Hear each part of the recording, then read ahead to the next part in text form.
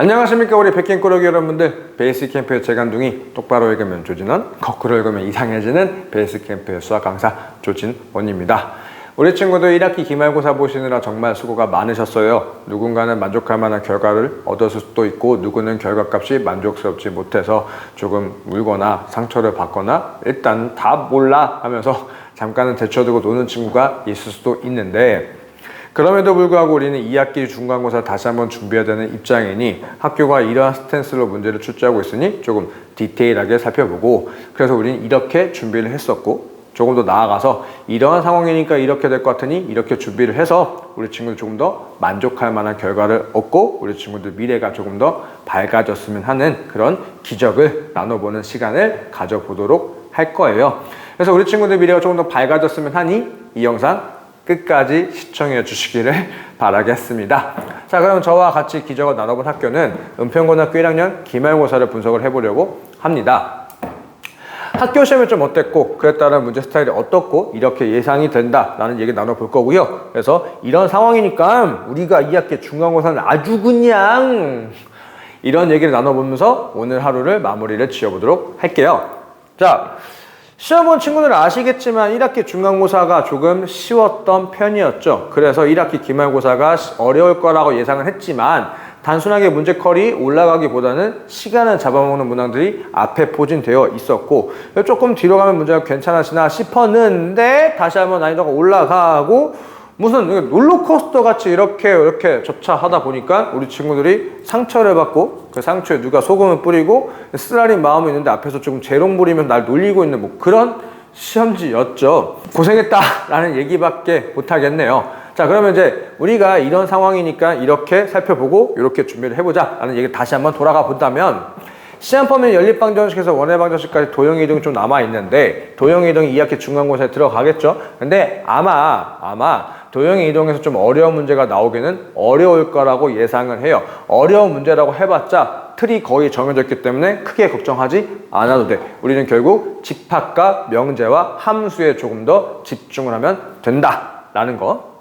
자, 문항수는 객관식 18문제, 서술은 4문제, 그래서 배점은 70점에 30점 이렇게 구성이 되어 있는데, 지금 어떻게 문제가 좀 구성되어 있고 난이도가 어땠는지 한번 살펴볼 건데요. 이렇게 보시게 되면은 뭐 문항이 조금 잘 골고루 배정이 된 것 같아.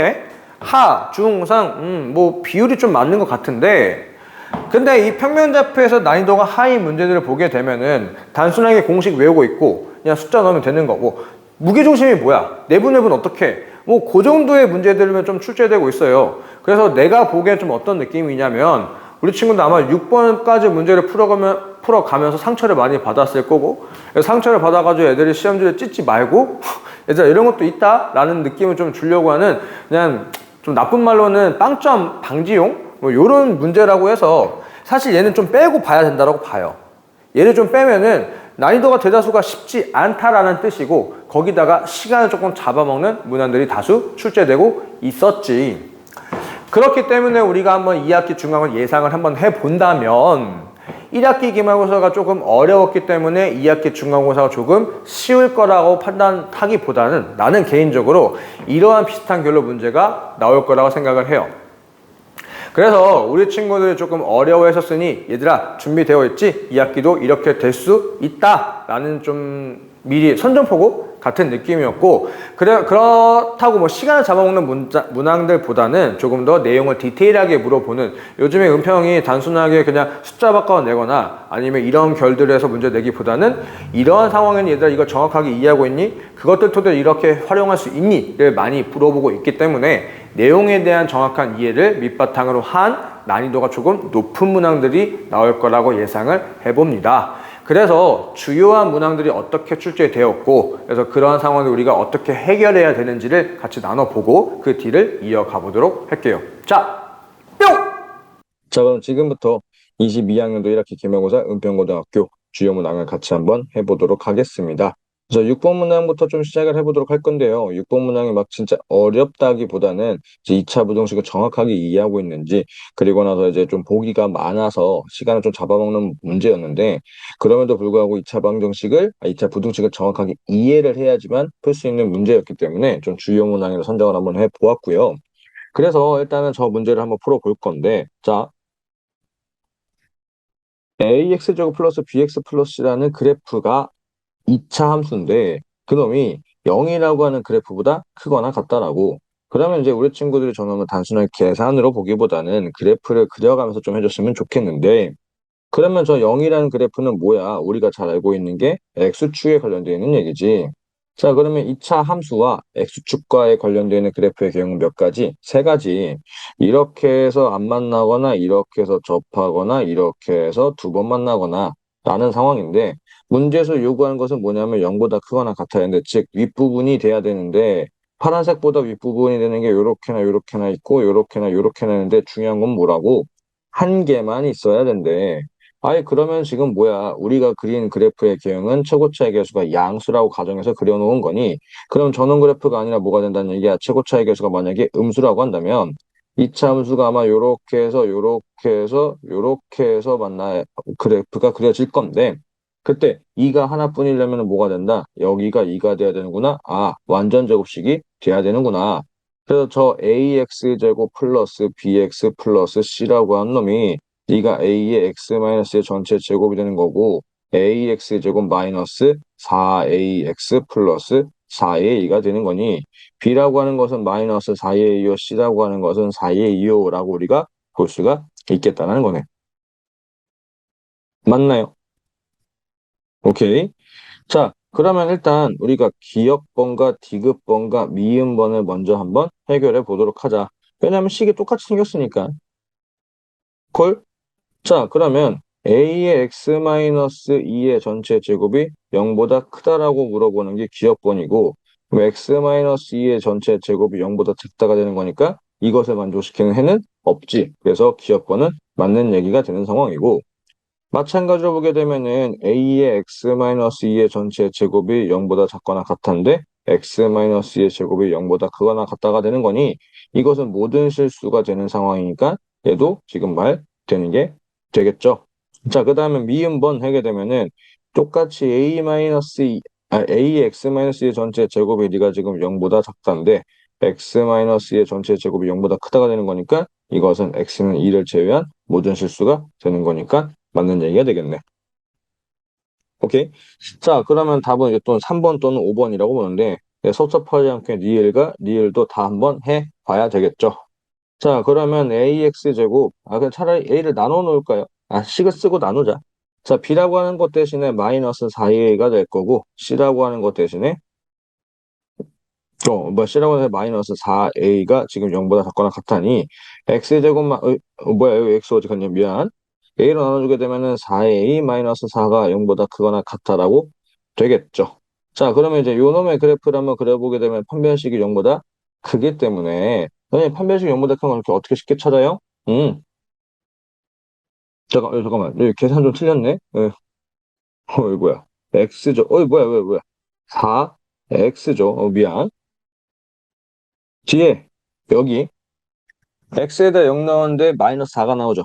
오케이? 그때 0, 마이너스 4란 얘기가 되겠고, 이차 함수라고 하는 게 Y좌표가 단 하나만이라도 음수가 나온다면은 무조건 X축과 두 번을 만납니다. 그래서 너는 문제에서 뭐라고 했나?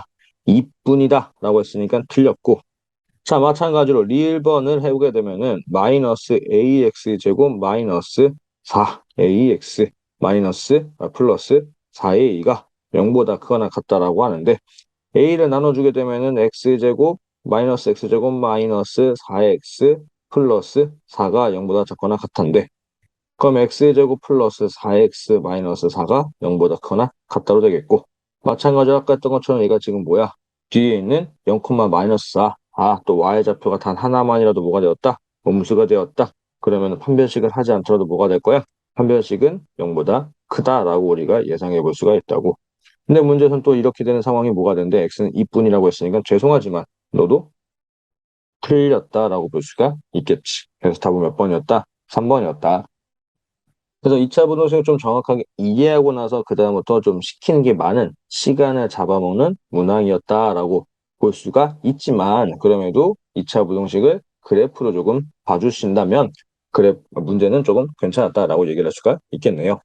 자, 그리고 이제 7번을 한번 해볼 건데, 아마 이제 많은 친구들이 이제 7번을 보고 나서 조금 당황을 했을 거야. 근데 좀 우리 친구들 좀 알고 있어야 될 게 뭐냐면은, 지금 아까 우리가 지금 집합명제가 2학기 중간고사 범위가 될 거고, 그래서 우리 친구들이 그거를 많이 공부하고 있을 텐데, 그때도 많이 나오는 표현이니까 조금 외워두시길 바랄게. 자, 절대값 더하기 절대값을 했는데 0이 나왔다. 라고 하는 것은, 그러면 지금 이 절대값이라고 하는 숫자는 0보다 크거나 같다가 될 거고, 여기 있는 숫자도 뭐가 될 거야? 0보다 크거나 같은데, 어쨌든 그럼 양수일 확률이 굉장히 높다고. 근데 양수 두 개를 더했는데 0이다? 아, 저 빨간 색깔 숫자가 0이 되고, 파란 색깔 숫자도 0이 돼야 되는구나. 라는 거라고. 자, 이거와 비슷한 자매 폼이 하나 있는데, 뭐냐면, 어떤 숫자의 뭐였다? 어떤 숫자의 제곱 더하기 어떤 숫자의 제곱을 했는데 0이 나왔다. 마찬가지로 여기도 뭐야? 이 안에 있는 숫자가 0이고 이 괄호 안에 있는 숫자 얘도 0이었다. 라는 걸로 볼 수가 있다고. 선생, 1의 제곱 더하기 i의 제곱하면 0이잖아요. 문제에서 무조건 실수라고 아마 줬을 거예요. 그래서 이 두 가지의 자매품을 잘 외워두시면 좋겠고. 자, 그래서 결국 같은 얘기니까 먼저 x 곱하기 y부터 시작인데, 미안. x 곱하기 y 더하기 4라고 하는 숫자가 꼭 0이 돼야 되고 x 더하기 y 마이너스 3이라는 꼭 0이 돼야 되는 거니 결국 우리한테 뭘 풀란 얘기야? x 플러스 y는 3이요? x, y는 마이너스 4요? 라고 하는 연립 방정식을 풀어주세요 라고 하는 거지. 자, 그럼 이제 이것을 풀기 위해서 x는 3 마이너스 y라고 해서 이렇게 뾰로롱 대입해서 문제를 풀어가도 되고 아니면 뭐야? 저놈이 2차 방정식의 두 근이었다라고 우리가 생각하고 문제를 풀어가도 된다라고. 근데 사실 제 같은 경우는 좀 직관적으로 나오죠. x라고 하는 게 4라고 한다면 y라고 하는 게 마이너스 1이요. 그리고 x라고 하는 게 마이너스 1이라고 한다면 y라고 하는 거 4래요. 라고 이렇게 조금 직관적으로도 나오기도 한다고. 오케이? 여기 좀 시간 잘못 썼네요. 여기가 x제곱 마이너스 3x지 미안. 어떻게 나온 거다? 이게 두 근의 합이고 이게 두 근의 곱이라고 해서 식을 저렇게 쓸 수도 있다고. 자, 그럼 문제에서 x 빼기 y의 최대값이라고 하는 것은 x 뭐야? 자꾸 왜 이렇게 잘못 쓰냐? 어디가. 그래서 x 빼기 y는 여기서 발생되는 5야 라고 이렇게 쓰고 마무리를 지어볼 수가 있겠다. 자, 그래서 마지막 그 서술형 1번 문제를 한번 좀 해볼 건데 자, 이 서술 1번 문제가 조금 어려워요. 어려운데, 이거를 우리 친구가 좀 바라보기 편하게 앞으로 이제 수투도 해야 되는 상황이니까 이렇게 시야를 가졌으면 좋겠다라는 것 때문에 조금 뽑아본 건데, 자, 2차 부등식 저희가 모두 만족식 정수가 하나만 존재하도록이라고. 일단은 요 놈은 좀 그렇고, 자, 요 놈을 한번 좀 풀어보자고. 쟤는 x 마이너스 5, x 마이너스 1은 0보다 작아. 그래서 우리 친구들이 어렵지 않게 이제 x가 1보다 크고 5보다 작다라고 하는 것을 알고 있다고. 그 다음에 지금 누구? x제곱 마이너스 kx 마이너스 0보다 작거나 같아. 이것을 해결하려고 하니까 인수분해가 되지 않네. 그리고 겉에는 또 짜증나는 것은 뭐냐면 얘가 지금 뭐야? 마이너스기 때문에 그래프가 축이 자꾸 이동하고 있는 상황이라고. 그래서 이것을 조금 이렇게 해석을 해보면 좋은데 수치로 써먹는 건데 그릴 수 있는 그래프와 못 그리는 그래프를 그려놓고 나서 이거 상황이 적용돼야 되는 상황이 어디야? 1과 5 사이가 돼야 된다. 오케이? 그때에서 뭐야? 정수는 꼭 하나만 존재해야 된다. 이게 뭔 개소리인지 하나도 모르겠으니까 어떻게 한다? 자, 그래프를 한번 그려본다면 X축, Y축 내가 지금 그리고자 하는 그래프는 요 자식, 요 자식. 근데 어차피 우리는 어디서만 그릴 거야? 1과 5에서만 그려본다. 라고 하는 거죠. 그러니까 대충 그래프 그럼 이 함수가 이렇게 생겼을 거야. 여기가 1 될 거고, 여기가 5 될 거고, 여기가 24라는 y좌표가 되겠지. 여기는 빵과 뽕 뚫려 있다. 왜? 1 미포함, 5 미포함이니까. 그러니까 인정? 자, 그 다음에 우리가 뭘 그릴 거야? 요 KX라고 하는 직선을 그래프를 그릴 거야. 그럼 대충 한번 그리게 되면 아마 요렇게 생겼을 거라고 볼 수가 있겠지. 맞니? 인정? 자, 그러면 문제는 뭐냐면 저 KX 그래프가 저 빨간 색깔 그래프보다 크거나 같다란 얘기는 위에 있거나 같아야 된다 라고 하는 거겠지. 오케이? 콜? 자, 그런데 그런 상황을 만족시키는 정수가 꼭 몇 개? 한 개만 존재하라는 얘기지. 오케이? 자, 여기서 정수는 기껏해야 2, 3, 뭐 4, 뭐 요렇게라고 좀 한번 해보자. 라고. 자, 그러면은 지금 정수가 2일 때, 3일 때, 4일 때가 파란 색깔 그래프가 빨간 색깔 그래프보다 다 위에 있는 거 아니냐 이 말이지. 인정? 그러면 정수가 단 한 개만 존재하는 게 아니라 세 개가 존재한다는 거 맞나? 그러면 그래프가 저렇게 그려지면은 안 된다는 얘기네. 어떻게 돼야 된다는 얘기야? 파란 색깔 그래프라는 요 자식이 조금 이렇게 내려와서 여기가 만약에 2라고 한다면 여기가 만약에 3이 된다면 오케이? 그러면 여기가 지금 뭐가 될 거야? 4가 될 거란 얘기지. 콜? 그러면 파란 색깔 그래프가 빨간 색깔 그래프보다 위에 있는 게 누구밖에 없어? 이 하나밖에 없는 거 아니냐 이 말이지. 언더스탠? 자, 그러면 이제 2를 넣었을 때 여기 y좌표 얼마냐면 3이 되는 거고 여기에 y좌표가 얼마냐면은 3 넣고 계산하니까 8이 되는디 그때 이제 요 놈의 y좌표는 2k가 되는 거고 요 놈의 y좌표는 3k가 되는 건데 오케이? 자, 그러면 저 3이라는 y좌표는 2k라는 y좌표보다 무조건 작아야 된다는 얘기고 오케이? 저 3k라고 하는 y좌표는 8이라는 y좌표보다 작아야지만 지금 저러한 그래프가 그려진다라는 거 아닌가 이거지. 자, 그 다음에 우리가 해야 될 것은 뭐야? 등호 판별이지, 등호 판별. 여기는 같아도 되나? 같아도 되죠. 3이라고 하는 게 2k라는 y좌표와 같아져도 이렇게 하지 말고 뭐야 잘못 그렸네. 자, 저 2k라는 y좌표가 이렇게 해가지고 저 3이라는 좌표와 같아졌다 하더라도 문제에서 요구한 게 뭐예요? 이렇게 같다라고 하지 않았어요? 그래서 크게 문제되지가 않는다는 거겠지. 자, 근데 이번에는 요 3K라고 하는 요 Y좌표가 조금 위로 올라가서 만약에 8이랑 Y좌표랑 똑같아져 버렸어. 그러면 저기 위에 뭐였어? 등호가 두 개가 성립이 되어 있으니, 등호가 성립되어 있으니, 그때 3이라고 하는 것도 말이 되는 거니까, 이제 정수가 하나가 아니라 또 두 개가 돼버린 상황이네. 인정? 그러면 이제 식이 어떻게 된다는 얘기야?